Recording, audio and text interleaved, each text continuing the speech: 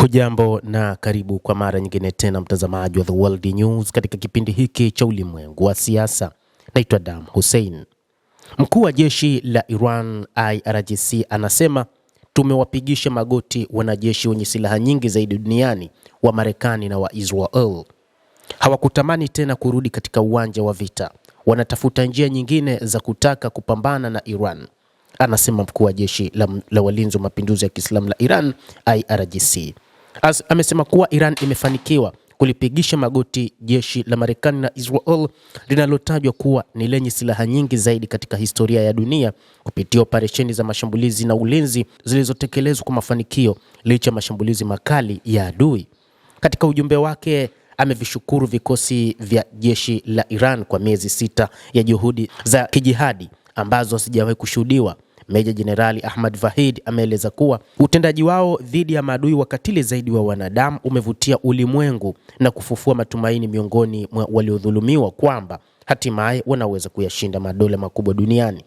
Meja Jenerali Vahid amesema katika sehemu moja ya ujumbe wake kuwa ninyi mlitegemea Mwenyezi Mungu na kupigana kwa ushindi katika mazingira magumu mno, kuanzia joto kali na unyevunyevu mkubwa katika visiwa na maeneo ya pwani ya kusini hadi baridi kali katika milima mirefu ya mpakani kaskazini. Mlilipigisha magoti jeshi lililokuwa na silaha nyingi zaidi katika historia ya dunia kupitia operesheni za mashambulizi na ulinzi zilizotekelezwa kwa mafanikio licha ya mashambulizi makali kutoka kwao.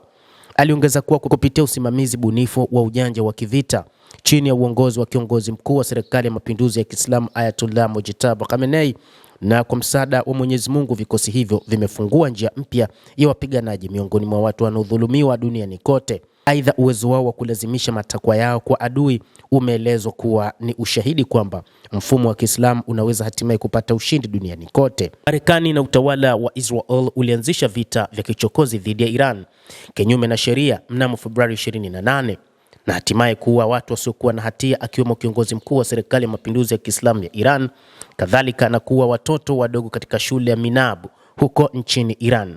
Tarehe 8 Aprili, Marekani iliamua kusitisha mapigano kutokana na msimamo thabiti wa Iran na kupinga mashambulizi hayo ya pamoja na operesheni zake za kulipiza kisasi zilizokuwa na ufanisi mkubwa.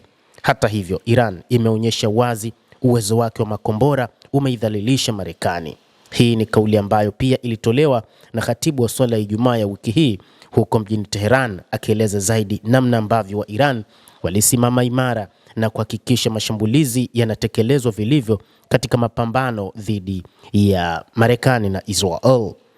Ayatollah Ahmad Khatam amesema hayo mbele ya hadhara ya waumini waliohudhuria katika ibada wakati wa sala ya Ijumaa na kubainisha kwamba uwezo huo wa makombora wa Iran umeifanya Marekani idhalilike na kwa fadhila za Mwenyezi Mungu utaendelea kuifanya idhalilike pia katika siku zijazo.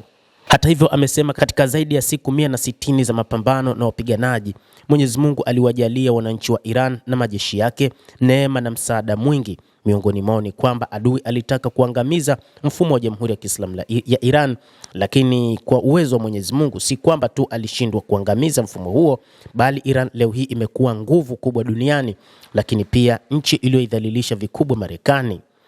Hata hivyo, ameeleza kuwa adui alitaka kuirudisha Iran katika zama za mawe kama alivyosema rais wao Donald Trump. Katika leo, dunia imeelewa kwamba serikali yenyewe ya Marekani ndiyo iliyo katika fikra za zama za mawe, kwa sababu kimsingi utawala wa Marekani haujui chochote kuhusu ustaarabu wa demokrasia kivitendo. Wao wenyewe wamegeuka kuwa watu wa zama za mawe.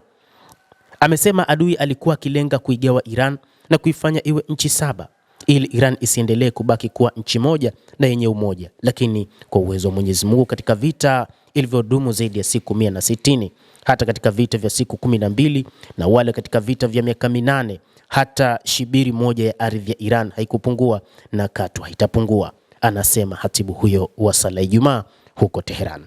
Endelea kutufuatilia na usisahau kulike, kucomment, kadhalika kusubscribe channel yetu hii ili upate habari hizi kwa mapana kupitia The World News. Naitwa Dam Hussein.